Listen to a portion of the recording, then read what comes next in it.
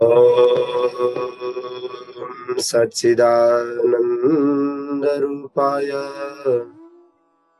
विश्वोत्पत्त्यादिहेतवे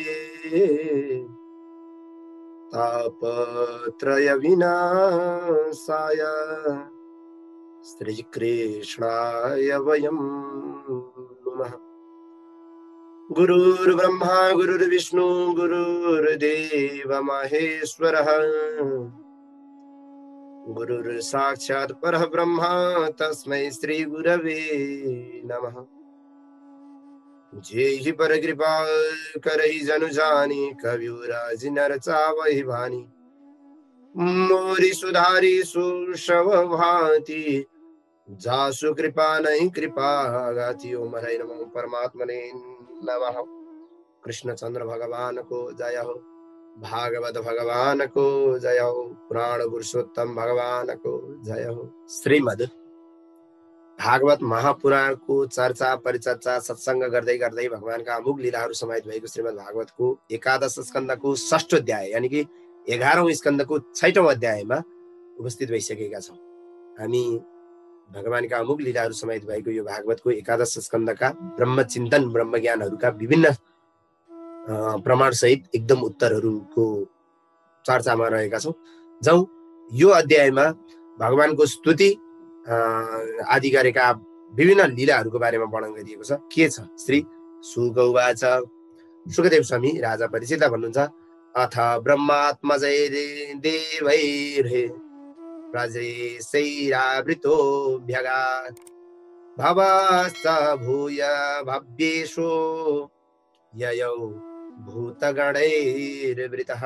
भगवानले पृथ्वीको भार हरण गरिसकेपछि सनकादि जो पुत्रहरू दिव्यमान प्रजापतिद्वारा घेरिएका ब्रह्माजी अनि सबै उहाँहरू चाहिँ कृष्णको दर्शनका लागि द्वारका जानुभयो भनौँ अथवा आउनुभयो सबैजना।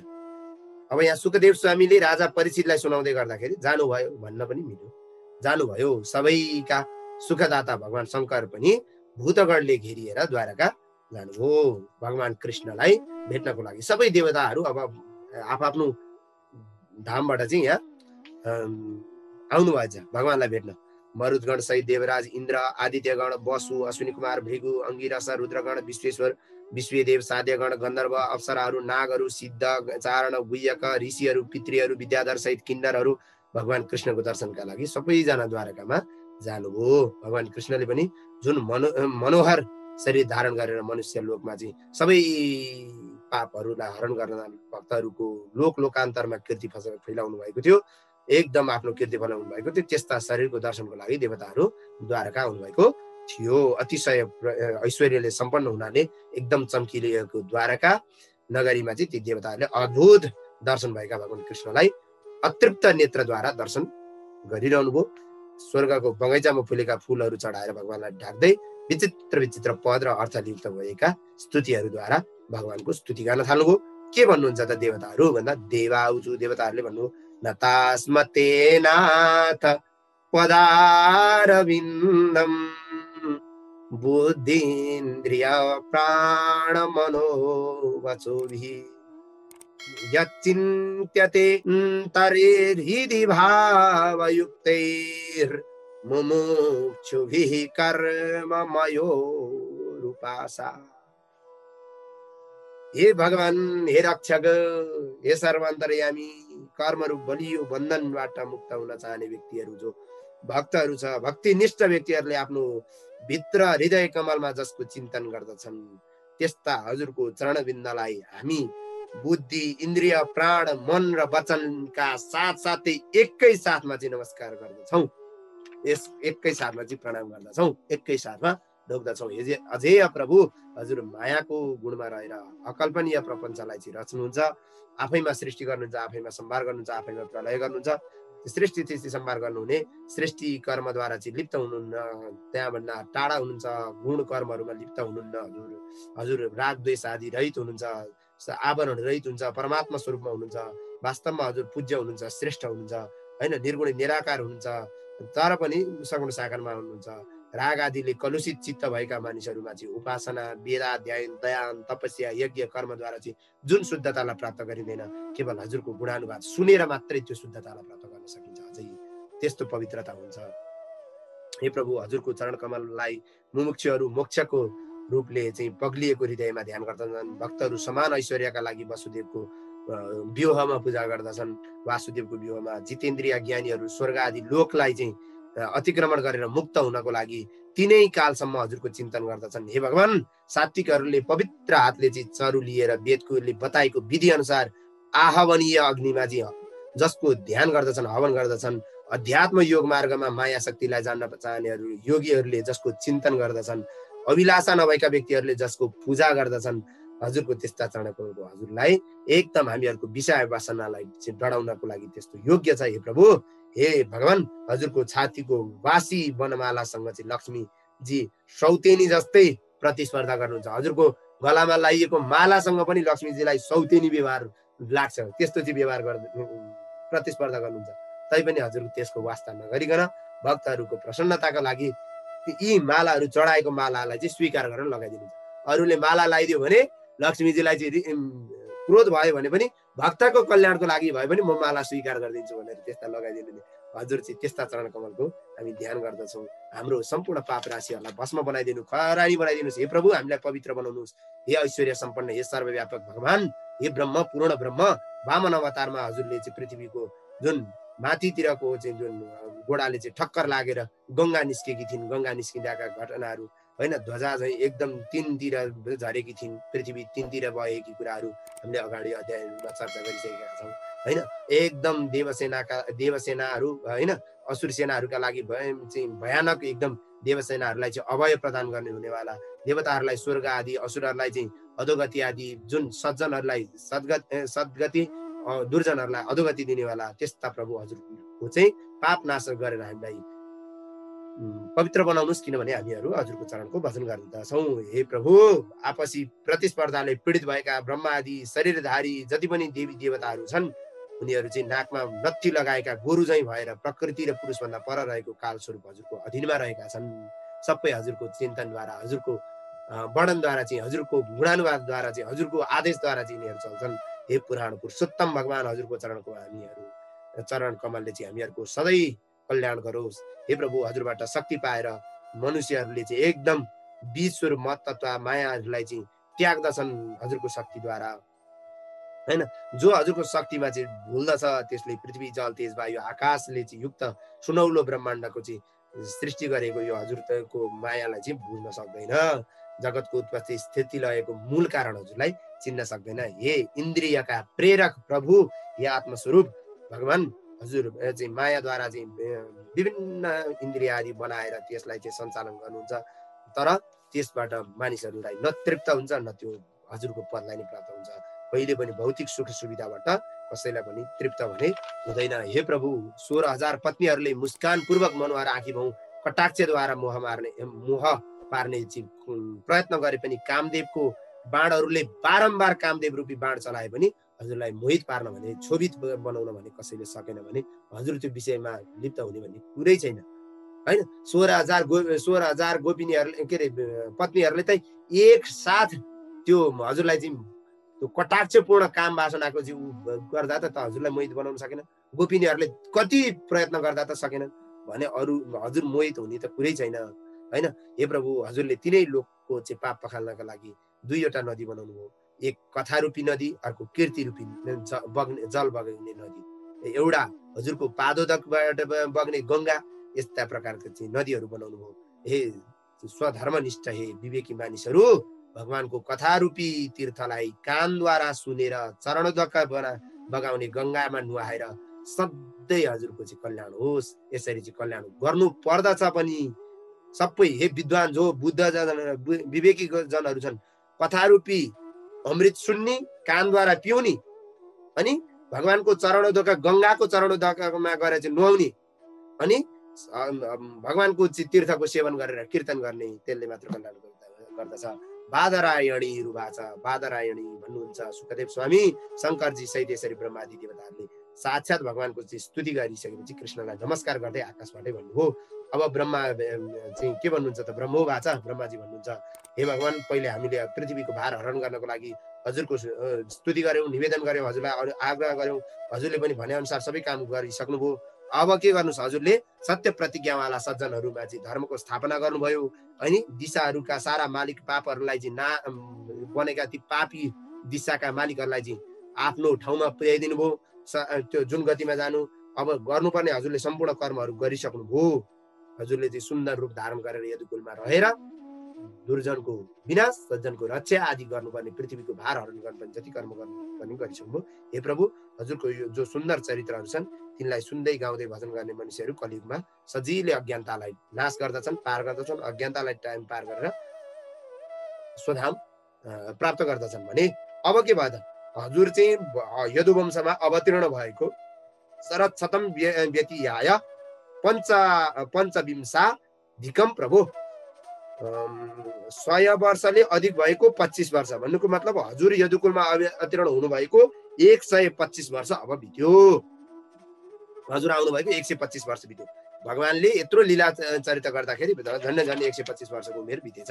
यस सर्वाधार प्रभु, तर देख्दा पनि भगवान सधैँ 16 वर्षको जस्तो देखिन्छ। सधैँ युवा अवस्था, सधैँ बालक अवस्था, सधैँ कुमार अवस्थामा देखिनुहुने भगवान बुढो भएको भन्ने कहिले थाहा पाइएन है। यत्रो 125 वर्ष हुँदा पनि। हुन त द्वापरमा हो, फेरि द्वापरको आयु भनेको फेरि कलियुगको आयुसँगको तुलना थिएन। द्वापरको आयु चाहिँ कलियुगको आयुभन्दा इन्टु के अरे गुणा, 100 गुणा 10 गुणाले चाहिँ बढी थियो होइन। कलियुगमा चाहिँ मानिसहरूको आयुलाई चाहिँ 100 भनिएको छ भने द्वापर युगमा चाहिँ मानिसहरूको आयु 10,000 वर्ष भनेर चाहिँ वर्णन गरिन्छ, 1000 वर्ष भनेर वर्णन गरिन्छ। सत्यता द्वापर युगमा चाहिँ आयुहरूको वर्णन चाहिँ अझै अझै धेरै धेरै भएको वर्णन गरिन्छ। त्यही भएर भगवान यही उमेरको, कलियुगकै उमेरको देखिनु भएको हो। यो चाहिँ रहस्य त्यहाँ हो क्या। मानिसहरू रहस्य बुझ्दैनन्। भगवान 125 वर्ष हुँदा नि दारी जुङ्गा आएन भन्छ। दारी जुङ्गा आउने बेलामा त हाम्रो पो कलियुगको आयुले चाहिँ 1/4 हुँदाखेरि दारी जुङ्गा आउन थाल्छ, बुढो हुन थालिन्छ। आदि भइसकेपछि बुढोबाट मास्तिर लागिन्छ। भगवानको त आदि उमेरै भएको होइन। द्वापर युगको आयु अनुसार चाहिँ आदि हुनु पर्यो नि, अनि मास्तिर लाग्दाखेरि चाहिँ अनि बल्ल हुन्छ र बुढो हुन भन्ने कुरो चाहिँ गोप्य रहस्य सहित। हे सर्वाधार प्रभु, अब हजुरले चाहिँ यहाँ बसेर गर्नुपर्ने कार्य बाँकी छैनन्। यो यदुकुल पनि ब्राह्मणहरूको श्रापले अब नष्ट पक्कै भइसक्छ, किनभने अगाडि हजुरले श्राप दिलाउने काम गरिसक्नु भएछ। अब त्यो श्राप दिइसकेपछि अब त्यो कतै न कतै भूमिका बाँधिएर त्यो नाश पनि हुन्छ। अब हजुर आउनुहोस्, हजुर हिँड्नुहोस्। अब हजुर चाहनुहुन्छ भने अब हजुरको आफ्नो स्वधाम जानुहोस्। हामीले पनि हजुरलाई वहीँ देख्न चाहन्छौँ। हजुरको इच्छा छ भने बस्न पनि सक्नुहुन्छ है प्रभु, हामी केही पनि भन्दैनौँ भने चाहिँ भगवान भएको छ। ब्रह्माजी सहित देवताहरूले यसरी भनिसकेपछि, ब्रह्माजीको यो कुरा सुनिसकेपछि, ल मैले आउने विचार गरिसकेको छु, मैले विचार गरिसकेको छु, मैले सबै काम पनि सकिसकेँ। अब पृथ्वीको भार पनि हरण गरिसकेको छु लगभग। बल र पराक्रम ऐश्वर्यले मत भएको लोकलाई नै नष्ट पार्न तम्सिएको यो यदुकुललाई मैले मार्न बाँकी छ। यिनीहरूलाई चाहिँ एकदम ठेगा लाउनु बाँकी छ। यो महासागरलाई चाहिँ रोकिसक्छु। अब यो रोक्नको लागि मैले के अरे बाँध बाँध्ने काम त गरिसकेँ। अब यदि मैले यी घमण्डी भएका यदुहरूको कुललाई चाहिँ सम्हार नगरिकन आफ्नो धाम गयो भने मर्यादालाई चाहिँ उल्लङ्घन हुन्छ होइन। मर्यादाहरूको चाहिँ यहाँ उल्लङ्घन हुन सक्छ। त्यो उल्लङ्घन गरिसकेको यो यदुकुलको चाहिँ विभिन्न मर्यादाहरू उल्लङ्घन गरेर यिनीहरूले नचाहिँदा कर्म गरिसकेपछि यिनीहरूले लोकलाई नै नष्ट गरिदिन्छन्। लोक चाहिँ चाहिन्छ, यिनीहरूलाई मात्रै नष्ट गर्नुपर्छ। त्यही भएर केही म जुक्ति लाएर यिनीहरूको ठेगान लगाउँछु र म आफ्नो लोकमा जाँदैछु भनिसकेपछि एकदम हे पापरहित ब्रह्माजी, अहिले तपाईँहरू पनि ब्राह्मणहरूको श्रापबाट यदुकुलको विनाश सुरु भइसकेको छ। तपाईँहरू त्यस भएर चिन्ता नलिनुहोस्, तपाईँहरू आफ्नो आफ्नो लोकमा चाहिँ जान सक्नुहुन्छ भनेर चाहिँ भन्नुभयो। यसरी भगवान म आफ्नो लोकमा पनि जान्छु भनिसकेपछि यसरी कृष्णले बताउनु भइसकेपछि कृष्णलाई नमस्कार गरेर देवगण सहित सबैजना आफ्नो लोकमा फर्केर जानुभयो। त्यसपछि द्वारकापुरीमा भएका ठुला ठुला उत्पात देखेर भगवानको नजिकमा आएका वृद्ध यादवहरू भन्न थाल्नुभयो। के भन्नुहुन्छ यादवहरूसँग चाहिँ भगवानले भन्नुभयो, हाम्रो कुलमा चाहिँ ब्राह्मणहरूबाट टार्नै नसकिने श्राप परेको छ। यो कुरा सबैतिर एक कान दुई कान मैदान फैलिसकेको छ। चौतर्फबाट उत्पातहरू पनि मचिरहेका छन्। यो नचाहिँदो घटना भएको छ। हे पूज्यहरू, बाँच्न गाह्रो भएको छ। अब द्वारकामा बस्नु उचित छैन। द्वारकामा हाम्रो बसोबास छ भनेर उत्पातहरू धेरै मचिन थालेका छन्। त्यही भएर अब यहाँबाट चाहिँ तत्कालै एकदम आज नै अत्यन्त पवित्र प्रवास क्षेत्रमा अब जानु उचित हुन्छ, ढिला नगरौँ भनेर चाहिँ सबैलाई चाहिँ अब त्यो द्वारका के भन्छ द्वारकाको चाहिँ त्यो समिति भनौँ न, अब द्वारकाका समितिमा चाहिँ छलफल भयो। द्वारका विकास समितिमा छलफल भयो। अब त्यहाँबाट चाहिँ एकान दुईकान महिला ल अब जाने कुराहरू चाहिँ भन्दै हुनुहुन्छ भगवान। दक्ष प्रजापतिको श्रापले क्षयग्रस्त भएका चन्द्रमा पनि एकदम प्रवास क्षेत्रमा स्नान गर्नाले रोगमुक्त भएका थिए। त्यसैले हामी पनि त्यहाँ गएर चाहिँ उनीहरू आफ्नो कलामा प्राप्त पनि भएका थिए। दक्ष प्रजापतिको श्रापले चाहिँ कला आफ्नो क्षयरोग लागेका चन्द्रमाले पनि प्रवास क्षेत्रमा चाहिँ स्नान गर्नाले चाहिँ उनलाई आफ्नो त्यो जुन रोगबाट चाहिँ मुक्ति प्राप्त भएको थियो, कलाहरूलाई प्राप्त गरेका थिए फेरि फेरि। अनि त्यही भएर दिनदिनै बढ्ने र घट्ने उनको चाहिँ कला भएको थियो। अब हामीले पनि त्यो प्रवास क्षेत्रमा गएर नुहाएर पितृहरूलाई तर्पण गरेर, देवताहरूलाई तर्पण गरेर, पूजा अर्चना गरेर, नाना रसले युक्त भएका भोजनहरू तयार गरेर ब्राह्मणहरूलाई खुवाएर हामीले पनि सत्पात्रहरूलाई दान गरेर होइन एकदम पुण्यको बिउ रोप्नुपर्छ। अब पुण्य गर्नुपर्छ, यत्रो दिन जे गरियो गरियो, दानको माध्यमले यो डुङ्गा तर्नुपर्छ, यो भवसागर तर्नुपर्छ, दुखीहरूलाई पार जसरी हुन्छन् त्यसै गरी पार हुनुपर्छ हामी पनि भनेर भगवान्ले यसरी सबैसँग छलफल गर्नुभयो र द्वारका विकास समितिको बैठक पनि यसरी बसो हो। हे राजा परीक्षित, यसरी भगवानबाट आज्ञा पाएपछि यादवहरूले पनि प्रवास क्षेत्र जाने निर्णय गर्नुभयो। प्रवास तीर्थमा जाने निर्णय गरेर रथहरू आफ्नो सामानहरू कुम्ला कुन्तरा के हो तयार गर्नुभयो। राजा परीक्षित द्वारकामा जान द्वारकामा चाहिँ भयानक उत्पात हुन थालिसकेपछि भगवानको आज्ञा अनुसार सबै प्रवास तीर्थतिर जान लागेको देखेर भगवान कृष्णको सेवामा लाग्ने उद्धवले एकान्तमा नजिक भएर शिरले प्रणाम गर्दै भगवानसँग हात जोडेर भन्न थाल्नुभयो। उद्धव उवाच, उद्धवले भन्नुहुन्छ, यहाँभन्दा पछाडि उद्धव र भगवानको एकचोटि वार्तालापको प्रसङ्ग पुनः सुरु हुन्छ।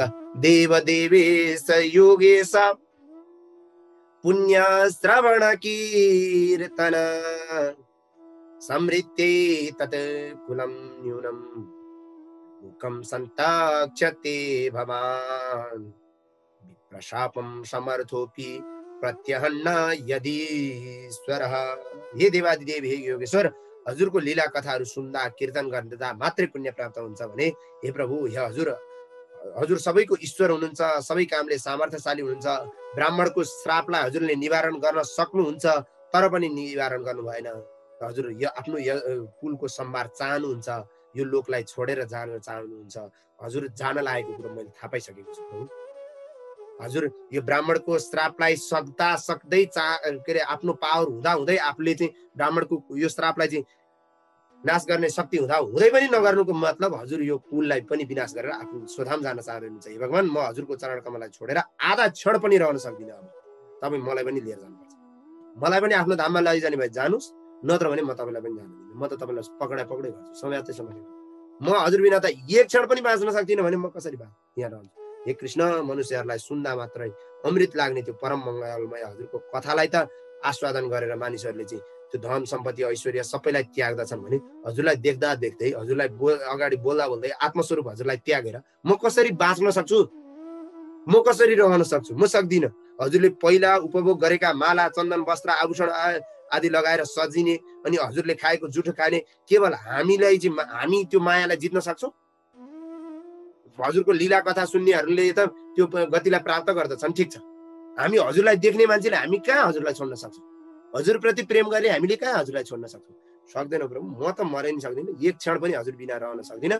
म हजुर बिना होइन भने त पानी बिनाको माछो, पानी बिना चिया चिनी बिना, माटो बिना सिर्जना भने जस्तै हो म हजुर। ल हेर्नुहोस्, माछो पानी बिनाको माछो, चिया बिनाको के अरे चियापत्ती बिनाको चिया होइन, माटो बिनाको चाहिँ घैँटो, माटोको घैँटो बनाउँछ, माटै छैन भने कसरी बन्छ घैँटो? हजुर बिना म त्यस्तै हो, म रहन सक्ने वाला छैन प्रभु। सधैँ नग्न रहेर हजुरकै भजनमा एकदम मग्न भएर श्रम गरेर अखण्ड ब्रह्मचार्यमा बसेर काम क्रोधलाई जितेर सन्यासीहरू पनि त्यस्ता पाप शून्य निर्मल भएका चित्त ऋषिहरूले पनि जसको ब्रह्मको नामको चाहिँ लोकमा पुग्दछन्, नग्न नाङ्गै बसेर हुन्छ कि भजन गरेर हुन्छ कि अखण्ड ब्रह्मचार्य पालन गरेर हुन्छ कि क्रोध आदिलाई जितेर हुन्छ कि सन्यासी बनेर हुन्छ कि पाप शून्य निर्मल भएर ऋषिहरू चाहिँ हजुरको ब्रह्मलोकमा ब्रह्म नामको लोकमा पुग्छन् भने अब म चाहिँ हजुरलाई छोडेर यहीँ बस्नु, हजुरलाई जान दिएर?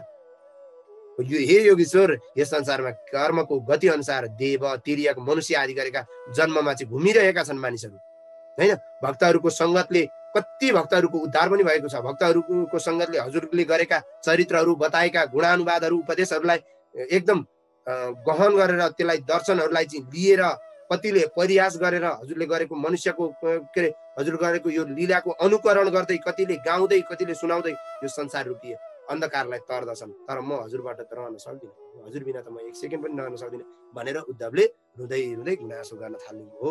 रुँदै रुँदै जस्तै, रुन चाहिँ भएको छैन, अहिलेसम्म रोएको कुरा चाहिँ आएको छैन, रोएकै जस्तै भाव प्रभु म त हजुर बिना मरै रहन सक्दिनँ भन्दै गुनासो गर्नुभयो। सुखदेव स्वामी राजा परीक्षित भन्नुहुन्छ, यसरी उद्धवले प्रार्थना गरिसकेपछि भगवान कृष्णले पनि अनन्य भक्त प्यारा उद्धवलाई चाहिँ सेवक जो उद्धवलाई चाहिँ भन्न थाल्नुभयो, भन्न चाहिँ के भन्नुभयो यो अध्यायमा भन्नु भएन, अर्को अध्यायमा भन्नुहुन्छ। इति श्रीमद्भागवत महापुराण पारमहंस संहितायाम एकादश स्कन्धे षष्ठ अध्याय यो 6औं अध्यायमा गरिएको यो भगवत परिचर्चालाई पूज्य गुरुवरका चरणकोमा र भागवत भगवानका चरणकोमा विश्राम। ओम अस्तु परिपूर्णम श्रीकृष्णार्पणमस्तु।